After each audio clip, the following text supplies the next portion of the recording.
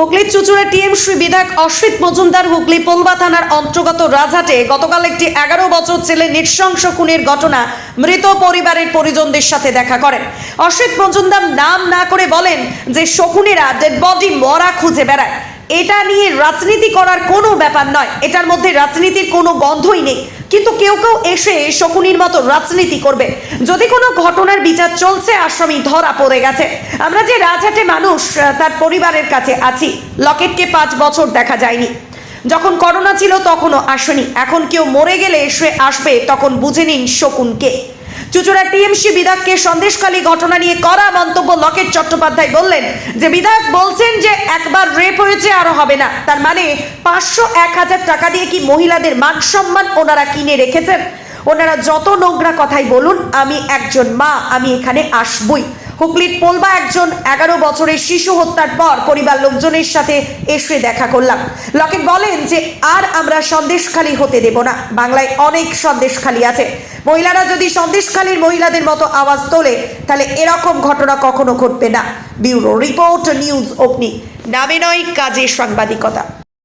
দুঃখের এবং লজ্জার, এবং এই ঘটনা বিরল থেকে বিরলতম। অলরেডি পুলিশ অ্যাকশন নিয়েছে, কেউ কেউ গ্রেপ্তারও হয়েছে।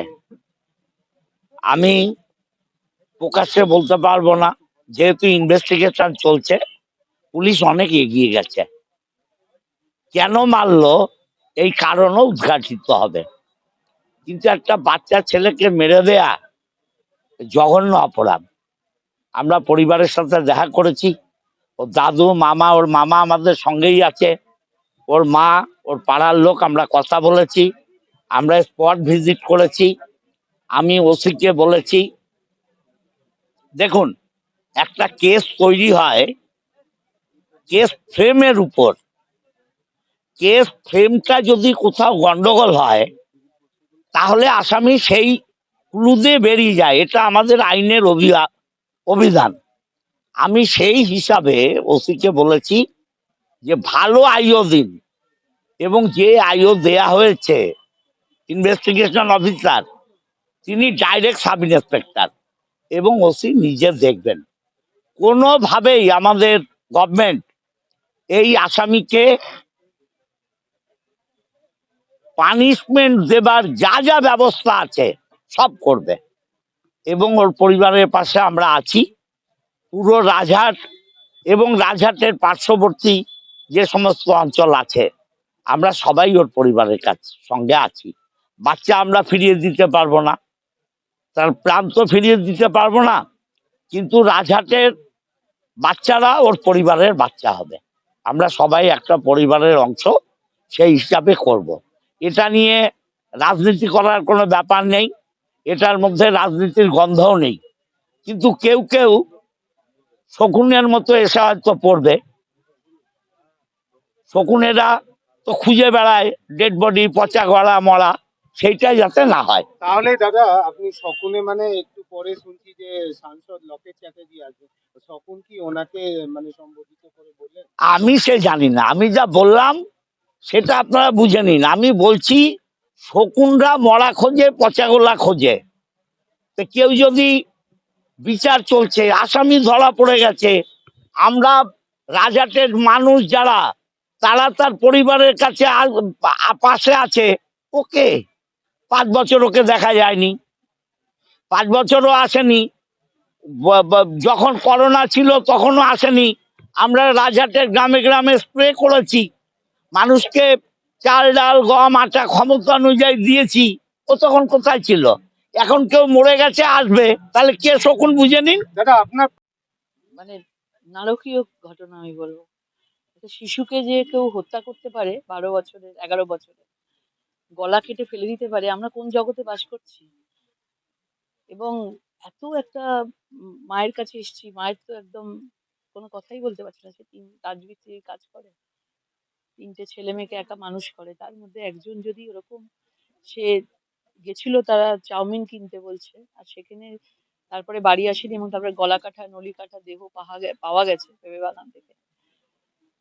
মানে এখানে আইন শৃঙ্খলা বলে তো কিছু নেই। কারণ কদিন আগে আপনারা দেখেছেন একজন শ্রমিক মহিলার গলা কাটা দেহ পাওয়া গেছিল, 3 টুকরো করে দেওয়া ডেড বডি পাওয়া গেছিল।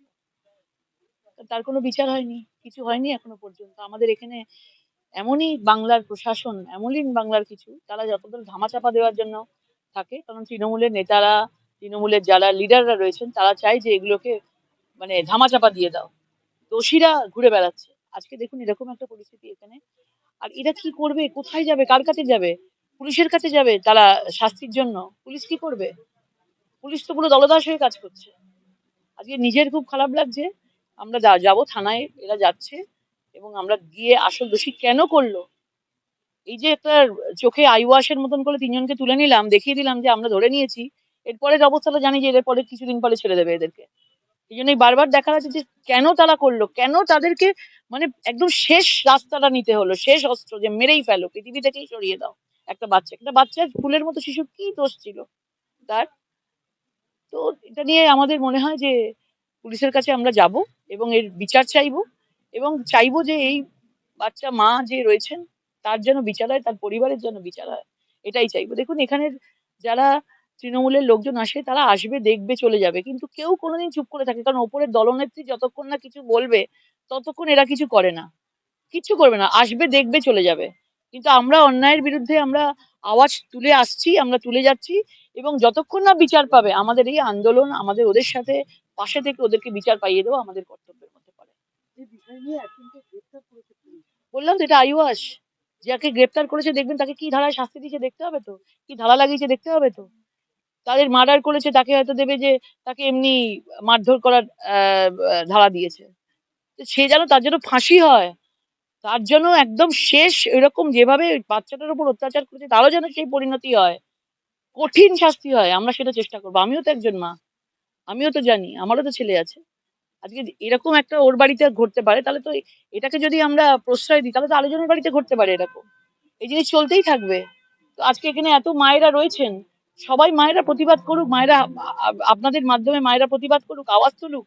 মায়েদের আওয়াজে পুলিশ নড়ে চড়ে যদি বসে। বয়স 10-এর কাছাকাছি তার বডি ভাসতে দেখা যাচ্ছে। যথারীতি পুলিশ এসে বডিটাকে উদ্ধার করে, তারপরে তাকে হসপিটালে পাঠানো হয়। আর পরিবারের সন্দেহ মতে আমরা 3 জনকে জিজ্ঞাসাবাদ শুরু করেছি।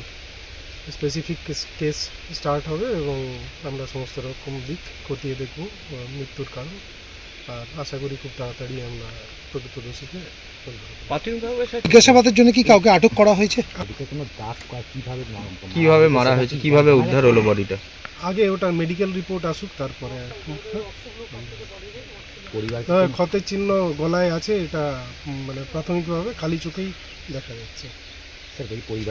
ওর তো